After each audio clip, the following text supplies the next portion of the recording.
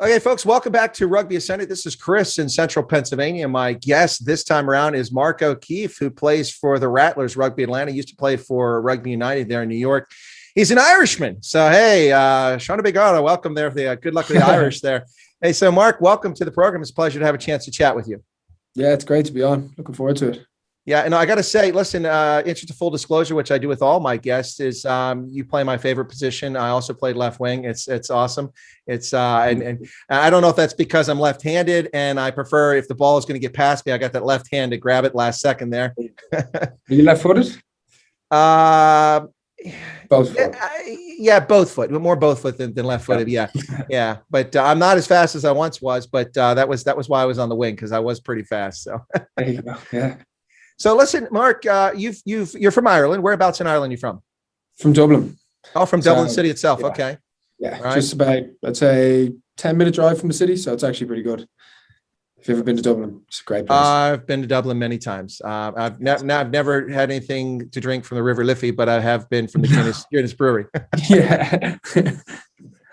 Yeah, Dublin is brilliant. It's a wonderful place. Ireland, for that matter, is quite brilliant. I've been all over the Republic and all over Northern Ireland. It's quite amazing. I was in Northern Ireland for the Women's Rugby World Cup in 2017 and traveled all over. Yeah, it's pretty impressive. But I've been going to Ireland for probably the last 30 years, off and on, every chance I get. So it's a pretty brilliant place. Yeah. So you've played in Ireland. Obviously, you grew up there. Did you play for Leinster? I think I read somewhere you played for Leinster. I was in the age grade system, so I played Leinster 19s when I was in school, and then when I left school, I went to Connacht to play Connacht 20s, and never really played any provincial, or I didn't really get a chance at academies, and then I moved to Lansdowne Club, Lansdowne FC, which is basically honestly some of the players that come out every single year. There's professional players coming out of my team, so kind of drove me to keep going and try and get professional as well. So, yeah. Well, that's an interesting point that you make there, Mark. And I don't want to approach this from a standpoint, I don't want to say redemption, but just proving the naysayers wrong. And maybe that's the right way to say it. It sounds like you've had a challenging path in rugby in which people didn't necessarily, maybe you didn't get the chance that you might have deserved, or maybe you got it and people didn't see it in you, but you just keep coming back. And look at you now with Atlanta, you just keep coming back. I mean, you were with RUNY and for 2 seasons there, and then RUNY released you, and I think that you were a little bit frustrated, the impression I got, and you thought about giving up on rugby. Is that a true story? Yeah, like honestly, it's mad.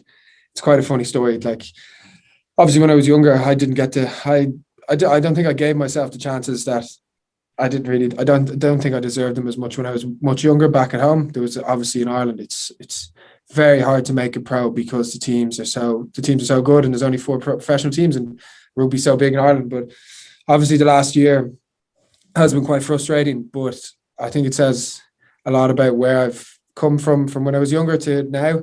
I think back when I was younger, I would have just given up, but I trained so much. I've never trained so much in my life, and I was all training by myself because everything was closed in Dublin. So luckily my club Lansdowne gave me a rowing machine, which became my best friend, because in Ireland you don't want to go outside and do running in the winter because it's so cold. So I did that. They gave me weights as well. They just let me do my own thing, and I did that. I did 2 gym sessions a day basically for 6 months, I think. Monday to Friday anyway, maybe a few beers on the weekend. Probably didn't get to the gym as much, but well, you are Irish. yeah, exactly. But yeah, it kind of just came out of the blue, and I'm glad I stuck with it, because I really, like, at home, my mates would tell me to shut up, but like I was so adamant that I was at the point where I could be the best I could be, because I was physically stronger than I ever had been. I was faster, and I just knew that if I had given a shot, if I was given a shot or given a chance or an opportunity like Coach Lawrence gave me, I think I could really thrive. And I think it'll go down.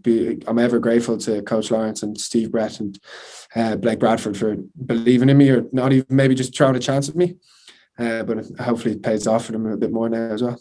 Well, I'd say so far, even if the season ended today, it's had to have paid off. I mean, you made quite a dramatic impact when you arrived on the scene with Atlanta there. People are like, Where did he come from? How come people didn't sign this guy? It was really Where's the blonde hair come from? Exactly. Where'd this oak come from? We don't know who this guy is, but well, you were with RUNY. RUNY is quite an interesting franchise. They had some big names up there, both U.S. Eagle players and also some internationals. You have Ben Foden, and then they brought Bastero came over. Cathal Marsh played up there. He's Irish, and James Rochford. So you get to play with those guys a bit. And what was that like?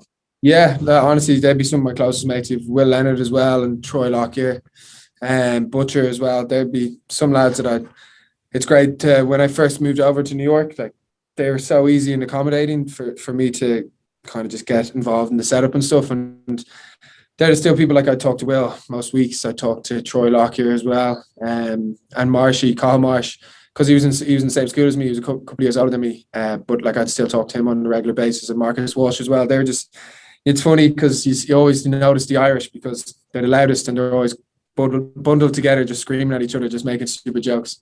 So we all stuck together, and it's great. It's great what they're doing up there. So like, obviously looking forward to playing them again next week in my hometown. Well, not my old hometown, their hometown now. So hopefully we can turn the table on them and put them to the ground.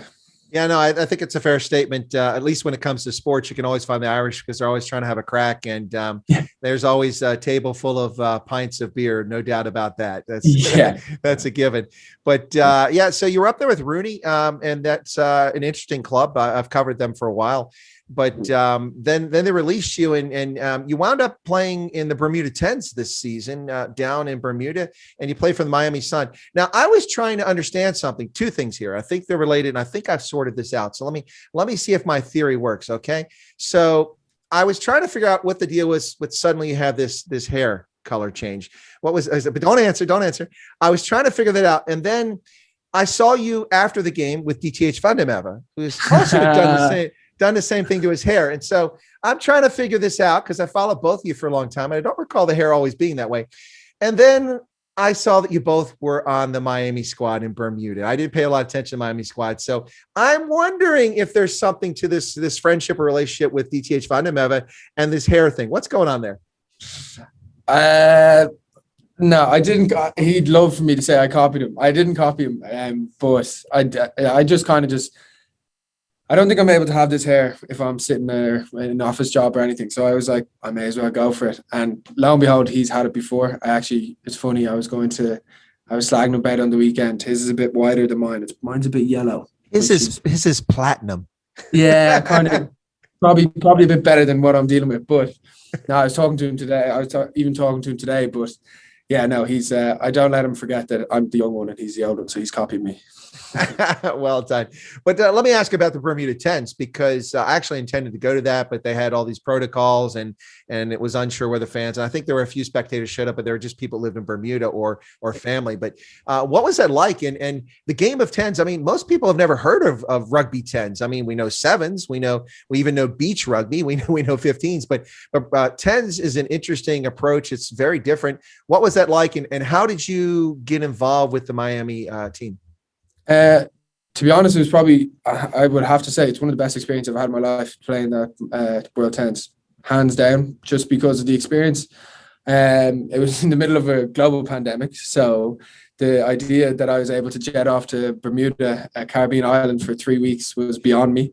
Even if not in a global pandemic, would be beyond me. And then to play rugby with some of the biggest names in sevens, and then you have some of the biggest names in 15s with DTH. Ben Foden was there, Fodes from New York and stuff, but it was amazing. And I actually really, I like tens a lot in terms of sevens is a very good game, but God, you have to be so fit.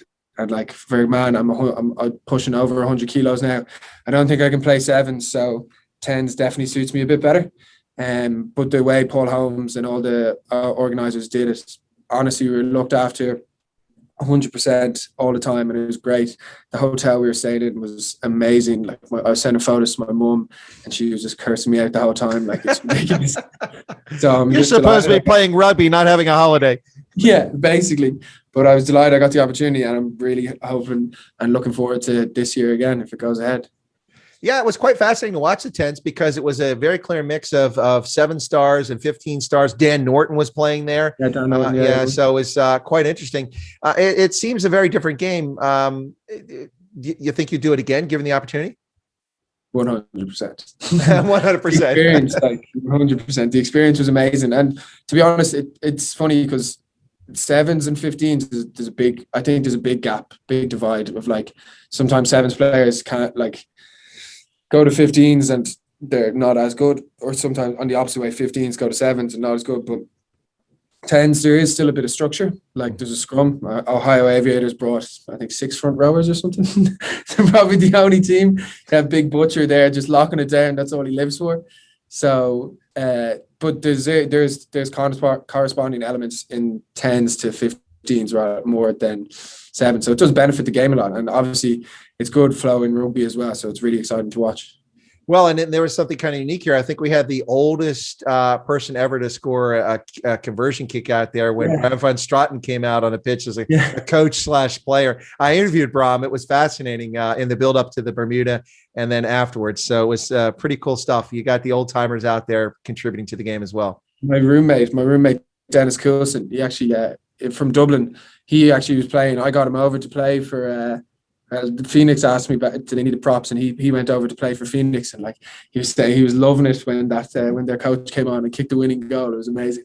It was unbelievable. It's Bram told me in my conversation with us, one of his best rugby moments ever. He really enjoyed it. It was just amazing. The place went berserk when he's got it. It was class. Yeah, no, you're right when you talk about the difference. And I thought the 10s was fascinating from a standpoint that it really is kind of in between, not just based on the numbers 7, 10, 15, but just based on the fact you still have a scrum, the way you play the game, it's structure to it. Whereas, 7s is just a track meet. I mean, that's just, and you mentioned players like, say about the Sanatla is just lights out in 7s. He's amazing. He's good in 15s, but he doesn't have the same impact because he can't get the same space because there's just too many guys on the pitch. Exactly. Yeah, you have to try and find a space because the space isn't really there in 15s. Whereas 7s, like you can just Mario Kart, run around and try and find someone. And or if you're just the quickest person in the world, just go straight out the corner. Well, yeah, just look at what's his name, Perry Baker there. That one try he had in Vegas where he ran back and forth on the try line like 3 times and finally ran the whole distance and scored a try. It was unbelievable. Yeah, it was something else. So this experience in Atlanta, it looks like you're flourishing and you're enjoying it. Yeah, no, I couldn't fault it over here, to be honest. It's so professional. Like everything we do, even today, had training this morning, and everything is done like to a T. We're timed, everything's timed, everything's tracked. Your food's tracked. You're given your food. You're given your nutrition. You have your meetings. It seems it's as close as I've said it a few times. It's as close as professional. It's probably the closest to professional in America in comparison to like Europe and stuff. So I'm just loving that aspect of it. I think it helps me thrive. If you're treated like a professional, you can play like a professional, I think. So if you live like one. So everything is made a lot easier for us here rather than, I love New York. It was great fun, but New York was very hard. You had to fight for a lot of stuff, not because of the organization, but more because of the city you're in. Everything is so much more expensive, no matter what it is. Now, cost of living is off the charts. Crazy. You can get a chocolate milk here, which I love. You can get chocolate milk here for $2, but up in New York, it's $5, $6. That's what it is. Get a milkshake, a Chick-fil-A milkshake for $3 here, it's $6 up there. So like everything, no matter what it is, I know I'm just talking about chocolate milk and milkshakes, but no matter what you do, burgers, any food or anything you do is just more expensive up there. So it's much easier to have a pro setup in a place like Atlanta. So it's and by the looks of it, obviously the team is thriving and everyone's really enjoying it here. You can't fault the place, and the environment that the coaches have built, the backroom staff that have built is just amazing.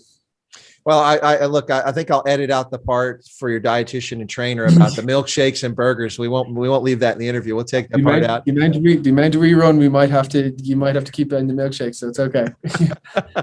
Yeah, it's you mentioned you talk about how everything's regimented and diet and this, that, and the other. And before I was in the Army, I was a dairy farmer as a kid, and it almost sounds like a dairy operation.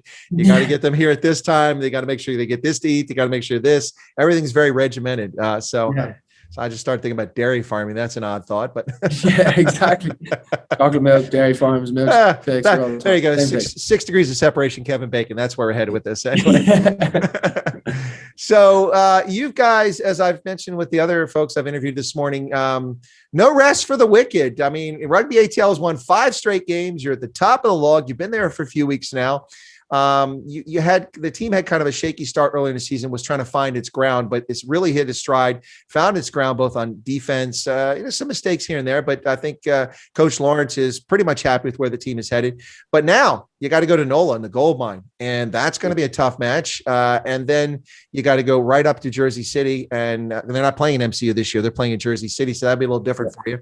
But it's still artificial turf. So, but hopefully you won't get that. One of the things about going to the RUNY games that I noticed is that Peaches, Mike Petrie, would always have these horrific turf burns on his legs. Oh, it was terrible. But Jersey City looks like this turf's a little bit softer. But so you've got back-to-back big challenges. And I suspect that depending on how you guys perform against NOLA and against RUNY could determine who wins the Eastern Conference.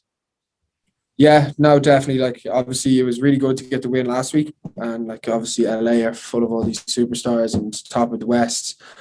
But come down to brass tacks, it doesn't really make a difference if we, like, obviously, you want to win those games, but the conference games are the ones you want to win. So as soon as we came in on Monday, we had to come down from whatever pedestal or whatever we were on, and we did as a team. And it's great now that we're going. We have the opportunity to back it up this weekend. NOLA are a serious outfit.